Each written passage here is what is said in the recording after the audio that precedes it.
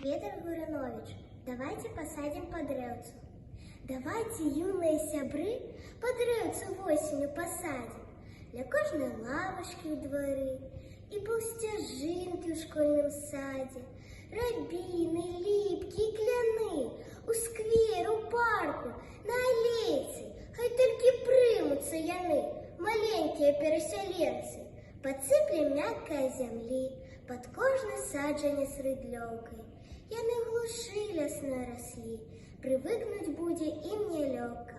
Калі ж на месціка сваё, карэнчык кожны ў ямцы ляжа, колочки вострые забьем и камельки да их привяжем, тополю возьмем, дуб, каштан, и место знойдется усім тут, а горний густы туман, а ранком дождь полье просіта, пасля зямелька вся засне сном непорушным и великим, и рукавички белый снег наденет дрэўцам на галинки.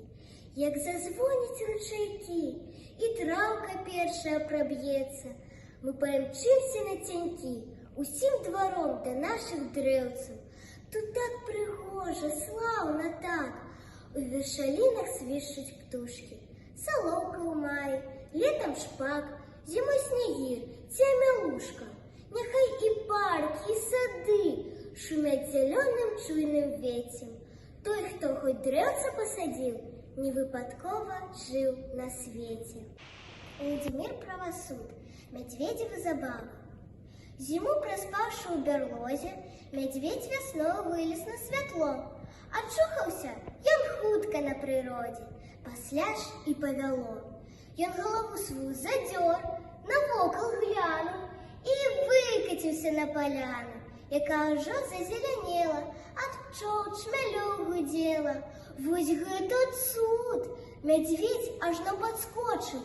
Тут можно бавить час, як хочешь, и можно, как говорится, размяться. И стал Топтыгин забавляться. Ён по траве качался, праз голову гулялся, а потом и за дрэўца взялся. У дугі гнул, ламаў, гайдался. Топтыгин забавлялся. И на вакольную красу не з пляжу лезь, пакуль за вуха не схапіў яго стары медведь. Так на природе іншыя себе поводять, что взять за вушка их не шкодить.